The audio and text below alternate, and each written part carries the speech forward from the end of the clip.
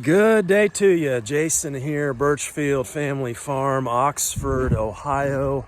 We raise grass-fed red Devon cattle, St. Croix sheep, and chickens in a rotational grazing system. Spring has sprung here. We're past that point actually. It's sunshine, rain has been jet fuel for this grass, and we are taking off. Things are looking great around here, but as usual, struggle to keep up this time of year. So if you have a message in to me, I will get back to you. Had all kinds of visitors here this weekend. Matt and John, Germantown, family in from Brookville we connected with. Just amazes me the number of people looking to get a foot out of this system.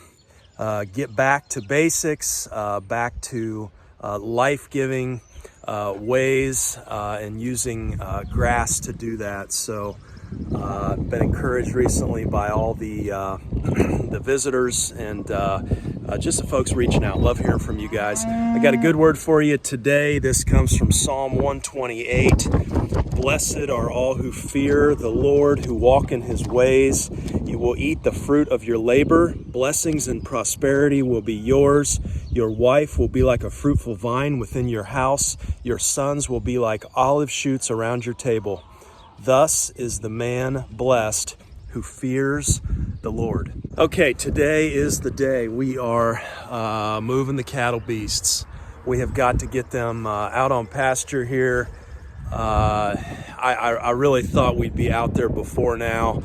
Those of you that have been following know we skipped our ewes. Our mama's pretty quick during lambing over paddocks 3 through 10, and that went really well. They kind of topped off the grass for us, set it back just a little, keeping it out of that seed head stage. But it's bouncing back here, and so we're gonna head out there. We're gonna get these cattle moved, and let's do that, and then let's circle back and we'll talk lambs. We got all the lambs on the ground. Lambing is done for the season, and we'll talk about our final numbers. Okay, I'll walk you out that way. Here we need to get the water set up and get an electronet set. We got an asparagus patch up against the barn here, and if I run those cattle through that asparagus patch, mama will have my head on a platter. Don't want to do that, but I want to take you out here while I'm walking. I want to show you these pastures here. We're bouncing back pretty good from skipping these lambs. Check this out.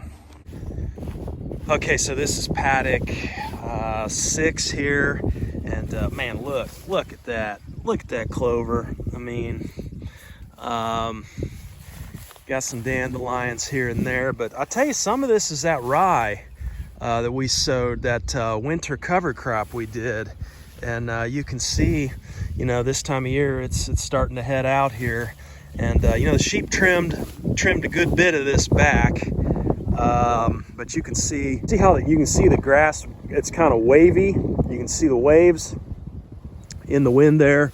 That's what I'm looking for, before I start a rotation. Now over here, that's paddock 3, okay, 1, 2, and 3. And in paddock 3 here, and I apologize for the wind today, guys. It's a windy day. I've been saying for 2 years I'm gonna get a microphone. I just haven't yet. But apologize for the sound quality if you get some wind interference here. But paddock 3 here, you can see, I left the sheep on here 2 or 3 days, and that was too long. I mean, look at it compared to, look at the rye coming up in paddock 2 there. Good grief. Yeah, we're seated out there. We'll take a look at that. But you can see, I mean, this looks good, but it just hasn't fully recovered from sheep being on it. They started the lamb, and so I backed off and left them here, just a couple days, and it's probably a day or two too long actually. But we won't get to this for another 2 days because we're going to start cattle down there on paddock 1. And I did not start cattle on 1 or 2 because those are our weaker paddocks. They're just not as robust as these other ones here. And so yeah, we'll get a net moved. Sheep are over on paddock 10 with lambs there. We'll visit them after a bit, but you know, I mean, looking at this, knee high, a lot of this, a lot of good clover. I see red clover, white clover, you know, a lot of fescue, some rye in here from that overwintering cover crop. So I'll string this electro net out here. We'll get some cattle moved. Okay, I do have a few cattle here. We're still in the overwintering paddock here. Before we move, I wanted to show this. I did throw out a little bit of hay today. Oh, Mr. Herdsire Bull there, unhappy. Okay. No, I got a few of them here that are a little bit loose on the backside with that manure. I tell you, everybody gets riled up here in the spring. That was pretty interesting. That our herd sire there, Patrick, I noticed when Emma came into heat here as a few weeks back, he would literally stand between her and the other intact bull, and he'd fight him to keep him off. That's how I know that other bull is not breeding. It's our herd sire makes sure of that. There's our other intact bull there. I know I take some flack for his horns. I know we ought to top them or whatever. That's another conversation. But I wanted to say this. I see a few of them, a few of the cattle with they're runny on the backside. Okay. And when I put them out there, they're going to be on real green stuff. Now we got the mineral. Magnesium is important, okay, for avoiding that grass tetany this time of year. So we got plenty of magnesium in the mineral out there, and lots of other mineral in that free choice mineral feeder. So that's good. But one thing I'll do is I'll put out a little bit of hay and get them to eat that hay up here, okay, before we move. And what that's going to do is you kind of get that hay helps them not be as loose. And so if I would take the hay, I was talking to somebody about this yesterday, if I would take the hay out and put it in paddock 1 after we move, they won't touch it. It'll sit there. That green grass is just too tasty. That's what they want. And so, but if I strategically feed them the hay here before we move, that's going to help them balance out a little more. Again, they're getting back to that conversation on uric acid. We don't want to see them runny on the back end because that ups that uric acid.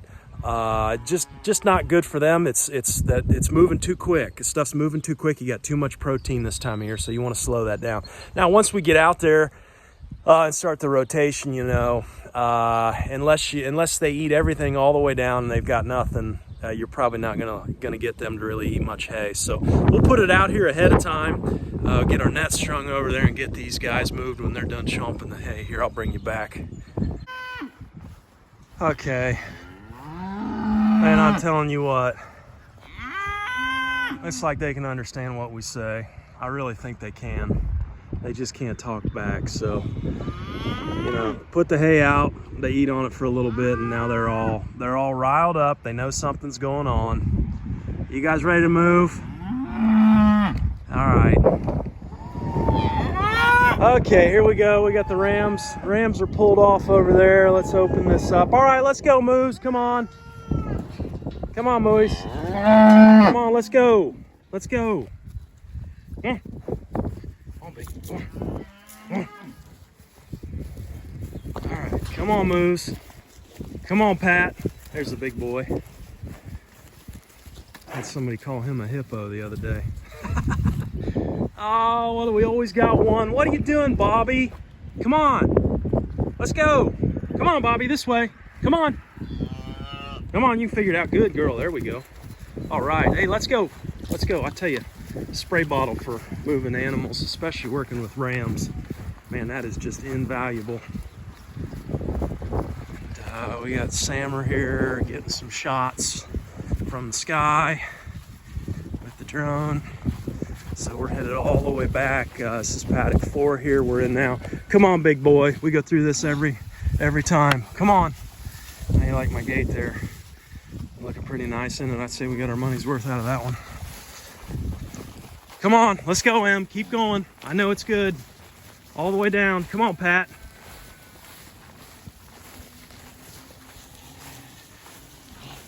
Come on, Joy. Let's go. No, no, no. Come on, you guys know the drill. You're a little rusty. Come on, let's go. No, no. Follow everybody else. There we go. Oh, now the sheep are all fired up. The mamas. They know something's going on. You know, now that we're out here, this paddock 3 does not really look too bad. We, oh, this cereal rye here is cracking me up, man. That's headed out. That was pretty early to get going. Go on to the corner. Let's go. Oh boy, come on, Pat. Come on, big boy. Ugh. Go on. Let's go. Yeah, come on. Yeah. There we go. To the corner, guys. So look at some of this clover. Man, that's that mammoth red. Go on, Pat. Go on, big boy. Go on, him. Go on.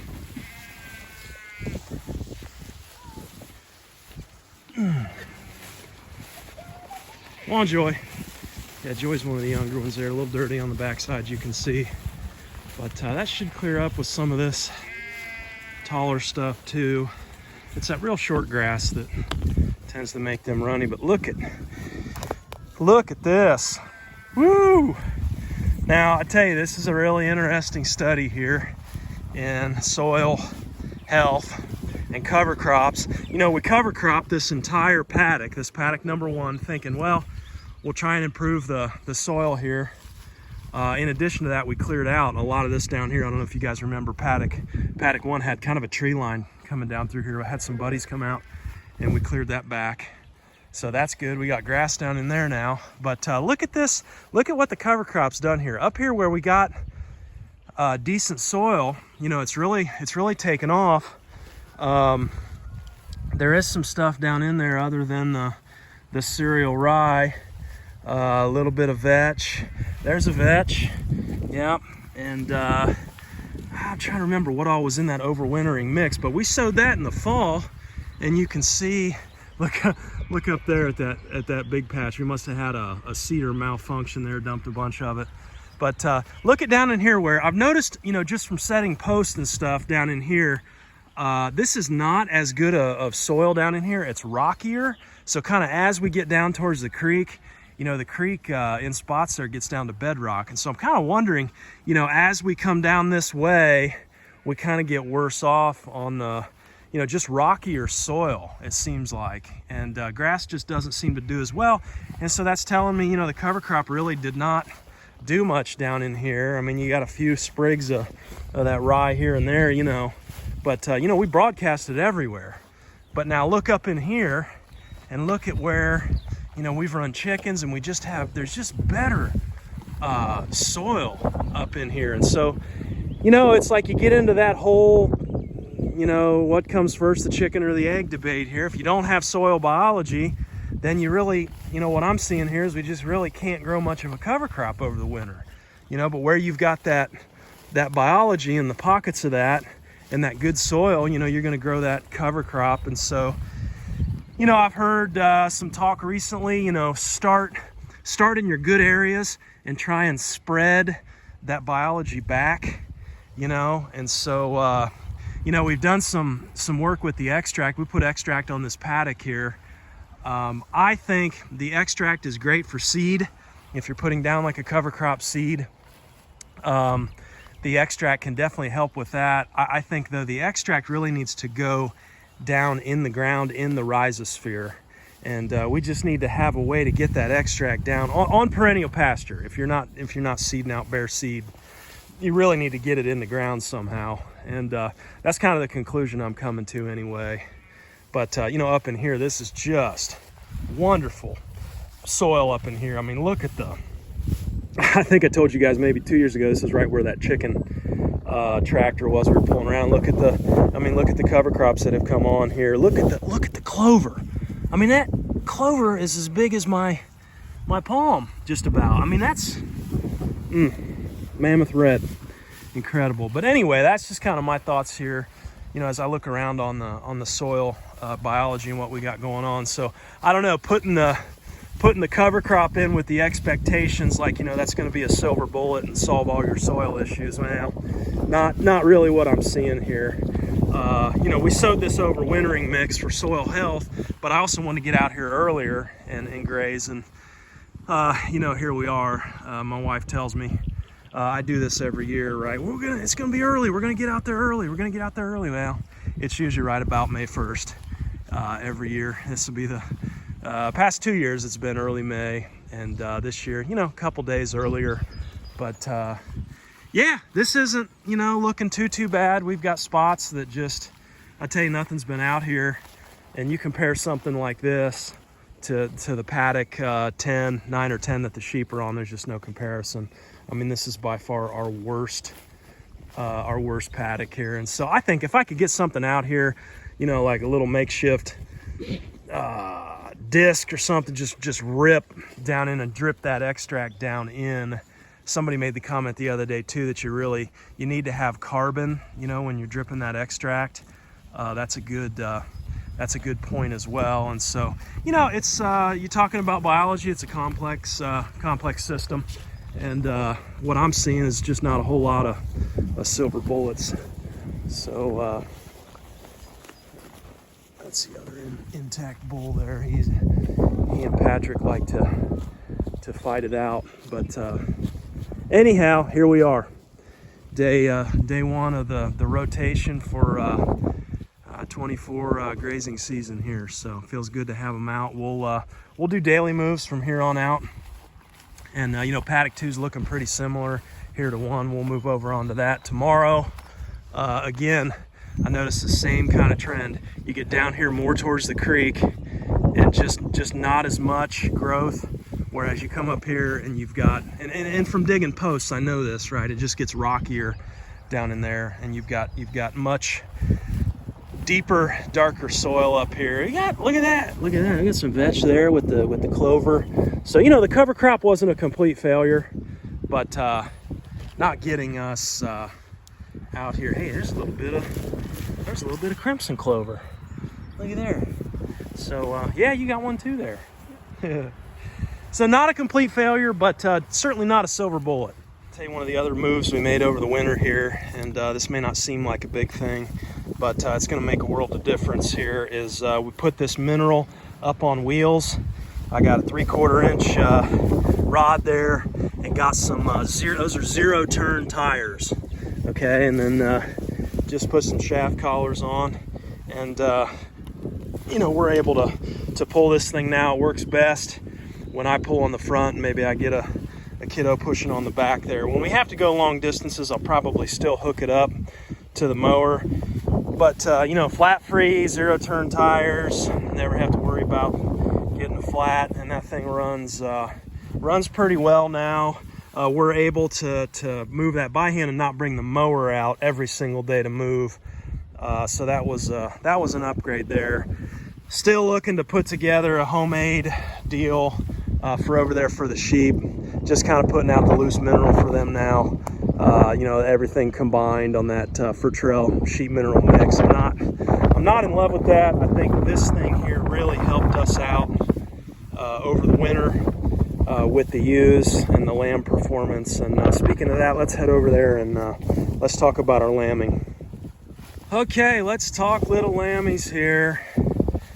Lambing season, final numbers. How did we end up? I tell you, we had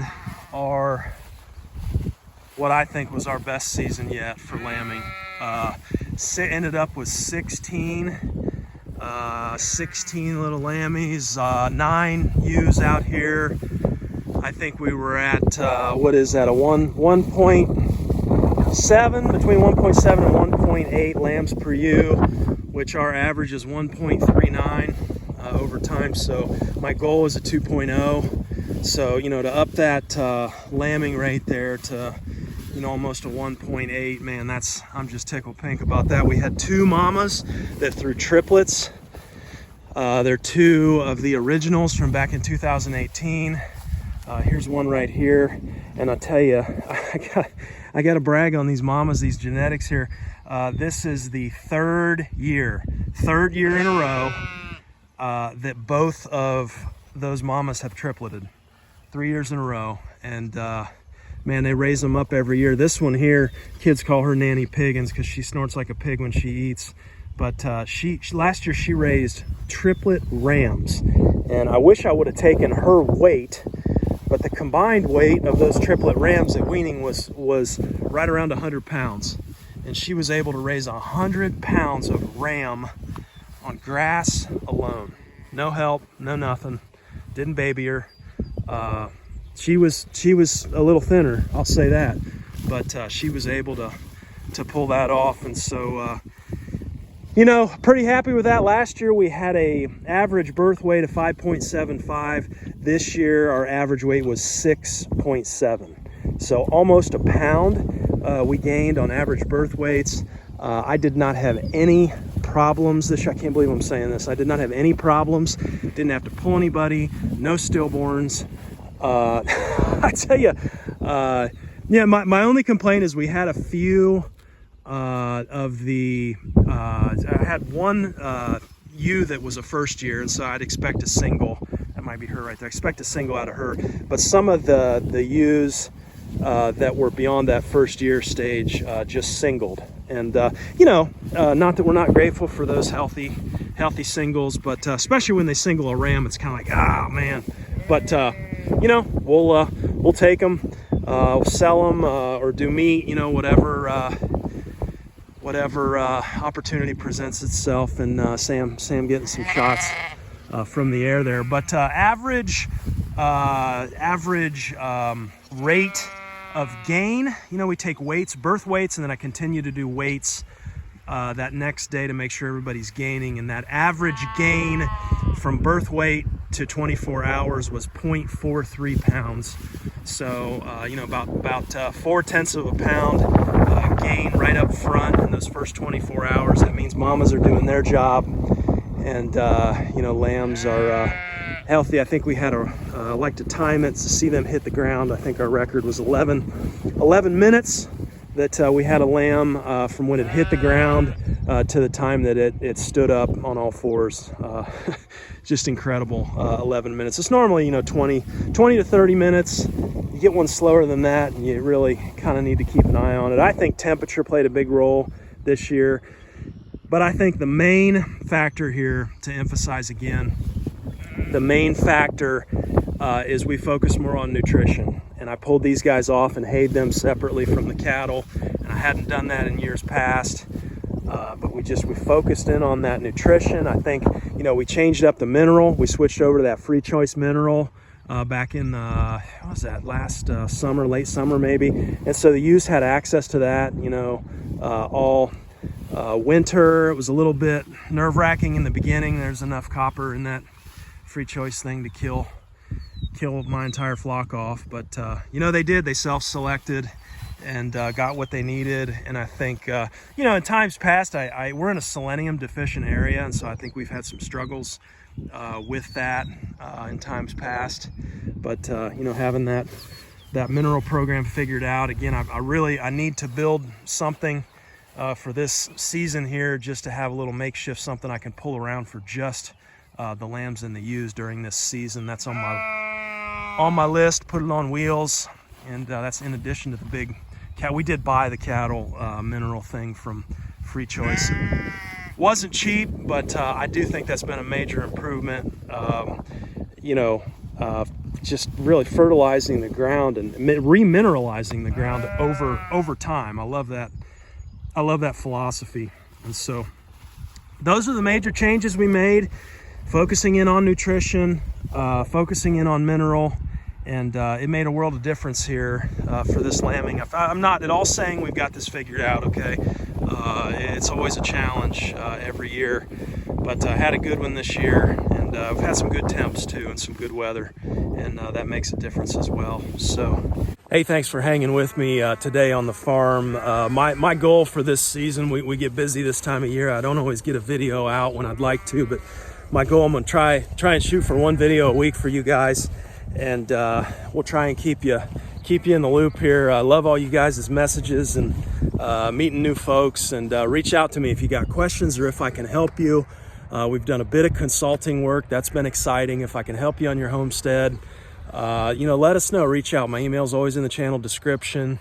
Be well today, be at peace, and we'll talk to you next time. Take care.